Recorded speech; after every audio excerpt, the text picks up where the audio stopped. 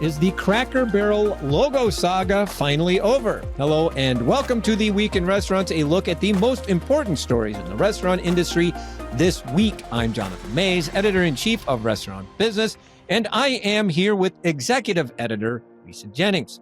What is a slop bowl? We talk about whether the bowl boom is over or whether it is just beginning. And Taco Bell's marketing continues to impress. We talk about that and why its marketing helps it stand out in the fast food sector.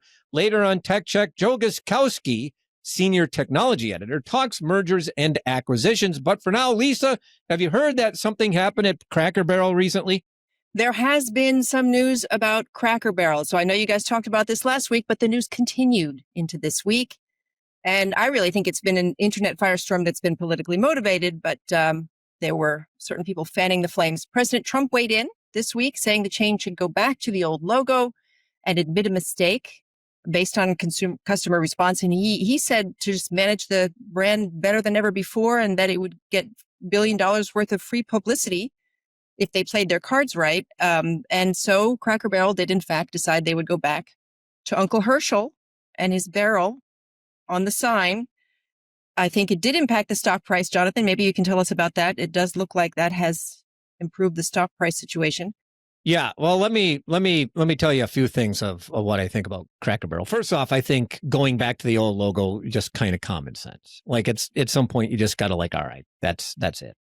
We go back, and I figured that this was eventually going to happen because, for whatever reason, social media decided that they needed to go back to the old logo. It doesn't make any sense to me. I don't think the old logo is particularly good. I've said this before. I don't think the old logo is all that great. I don't think the new logo is, it's like a complete non-issue to me. And I agree with you. I mean, I think ultimately it was politically motivated. Cracker Barrel was the subject of a DEI lawsuit. A lot of criticism about the leadership of the brand. But the fact of the matter is that Julie Masino was brought in because Cracker Barrel was not doing great. Cracker Barrel's sales had struggled. It was losing customers. It was having some profitability challenges. And the fact of the matter is that sales have improved. Same-store sales have been positive the past 4 quarters. Same-store sale, the stock, by the way, the stock had been up 40+% before this whole thing started over the past year. It was up so far this year. So it's basically been outperforming other family dining chains. So then all this happened and the stock price fell, 7+%. The pressure just continued to intensify and the stock price did recover. It's basically more than recovered now. And so maybe things are okay. Well, if you believe that all publicity is good publicity, I mean, they've certainly gotten a lot of publicity. So that I hope will help, Cracker Barrel. I lived in the American South for 11 years, so I know this brand well. And I really feel like Cracker Barrel does need a bit of updating. And I thought what Julie was doing was it's really attractive. The redesign, the remodel is really attractive. And she has said that restaurant operators are really looking to make the change. So I hope that will continue. And, I do think there's an opportunity here to introduce this brand to a new generation. And we also have to remember that, Julie came from Taco Bell, which was another legacy brand. It's been around a long time that went through a period where people sort of thought it needed some updating. And Greg Creed came along and he did just that. And now Taco Bell is one of the most successful marketers, as you're about to tell us about, that of the restaurant chains out there. And, Julie was part of that team. She knows something about how to bring a brand that's been around a long time to a new generation. And I really hope that this, if anything, helps her get there, because I do think that Cracker Barrel needs it, which is updating.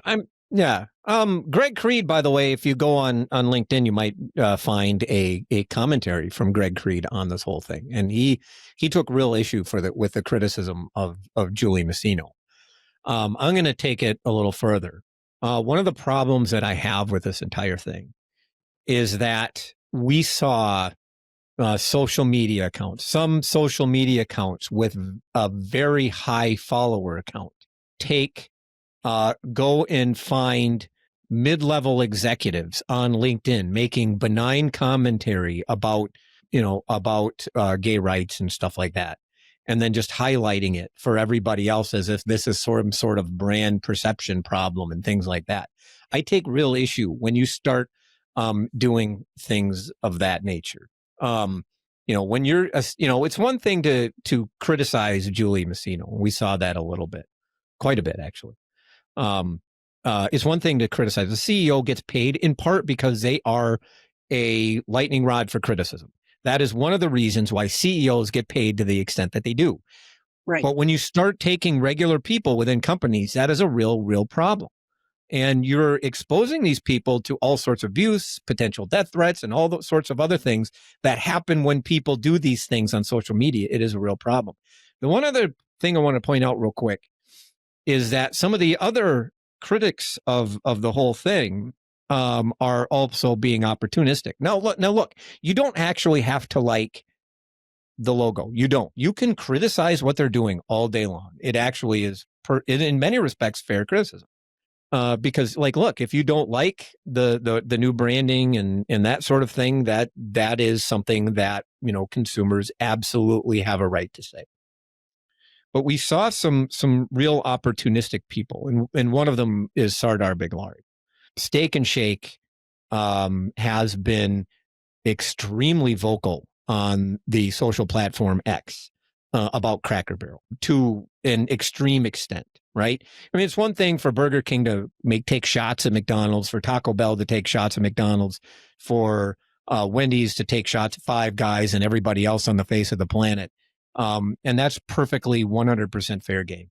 But almost everything that Steak and Shake was saying was about the board. It was about fire the CEO. It was about the amount of spending on the spending on consultants and the spending on the marketing plan and things like that, all of which reflect things that Sardar Biglari has said. So essentially it means that Steak and Shake has become Steak and Shake's X account has essentially become a mouthpiece for Sardar Biglari, pretty much trying to take advantage of the situation, probably for his own ends. And unsurprisingly, he has since published a very long proposal for Cracker Barrel as a result of all of it. So a lot of these things to me seem to be, people taking advantage of this situation for their own ends and really taking something probably entirely too far. So, I mean, there's legitimate criticism, and then there's what we.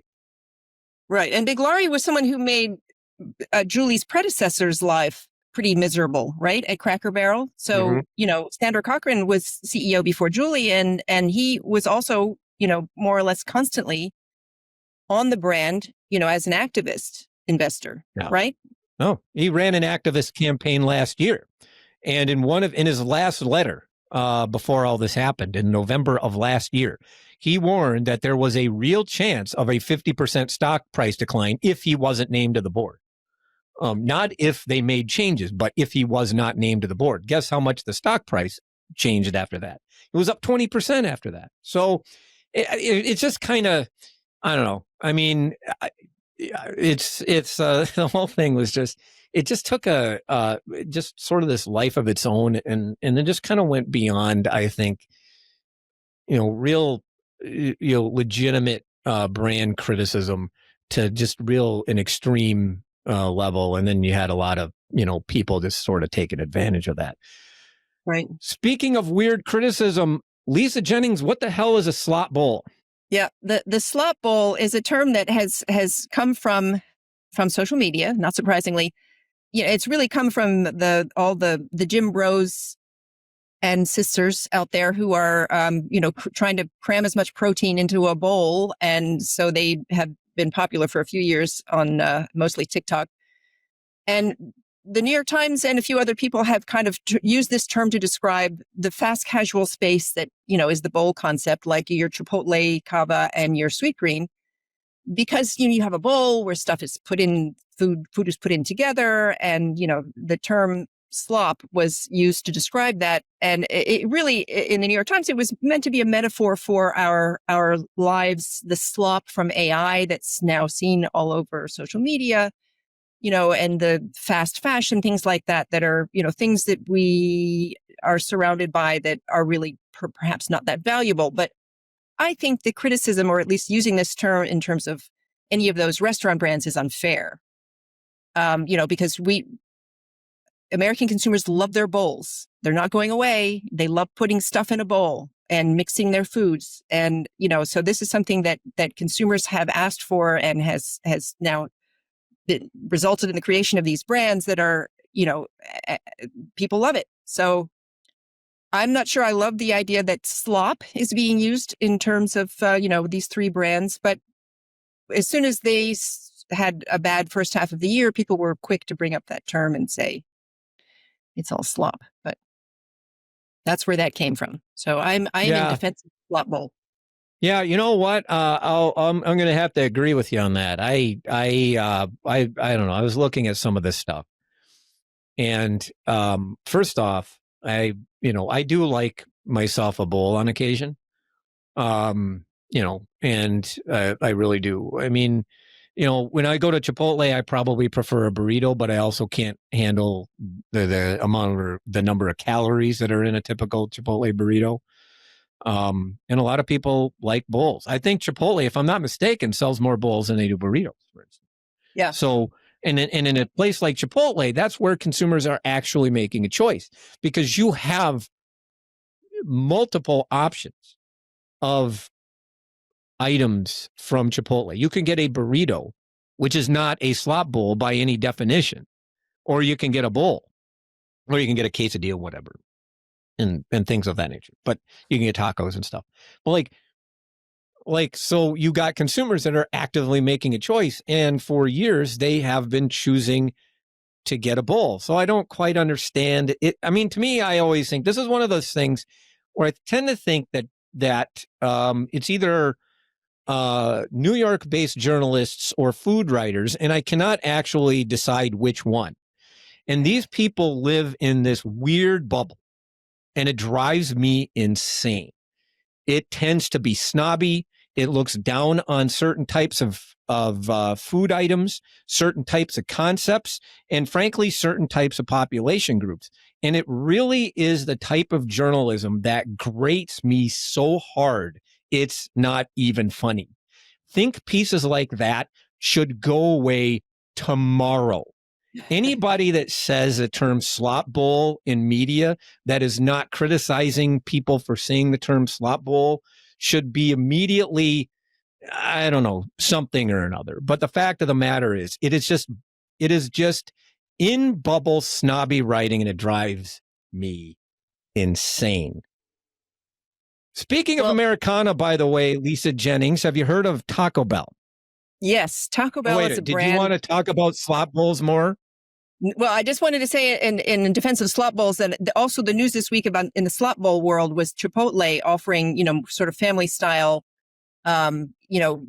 small group catering for 4 to 6. And we tried it last night and it's great. I'm actually really impressed by this because I can make my little sized portion, which, Jonathan, I eat like a bird. So my sons could pile on the protein, which is what they like. And I could make my little tiny dish. And I was very happy, and it's a great value. So, I mean, Chipotle is trying to communicate value. This is going to be a way that I think will really work for them. So that was just my other slop bowl thing. Fantastic. Now, that said, you say you eat like a bird, and just to be clear, you're not a bird like an owl or an eagle or anything like that, but like one of those tiny birds that doesn't eat very much, just for the record. Yes. Anyway, it's good for your kids, though, because then your kids could just eat your leftovers. Yeah. In any event, so have you heard of Taco Bell? You've heard of that chain, yes? We talked about it earlier, in fact. Yeah. So today they came out with, Thursday, they came out with a marketing campaign that I thought, I don't know. I mean, marketing is marketing, and I usually don't get too gushy about this sort of thing, but I actually thought that this was kind of quintessential Taco Bell and kind of helps explain why they do really well. So they have this decades Y2K menu. The menu is kind of bringing back some items that were from the earlier part of the 2000s. How earlier really depends on the item, but like the chili cheese burrito. I think the big thing is the Cool Ranch Doritos Loco Taco and the 7-layer burrito, which I think is excellent, and stuff like that. And they're all priced at $3 or less, which was highlighted in that. So they're basically pricing these items at what would be considered a value. So it's that. So it's value marketing. It's giving people what they want. It's nostalgia marketing. So it is frankly targeting younger consumers that are suddenly nostalgic for the earlier 2000s, which saddens me as an old person. But, because I think of the 2000s as last week. Yeah, exactly. I know it was. Yeah. Well, 2000 was 25 years ago. So people born in 2000 are 25, which is out of hand. And then of course they've got a merch drop. Then they've got this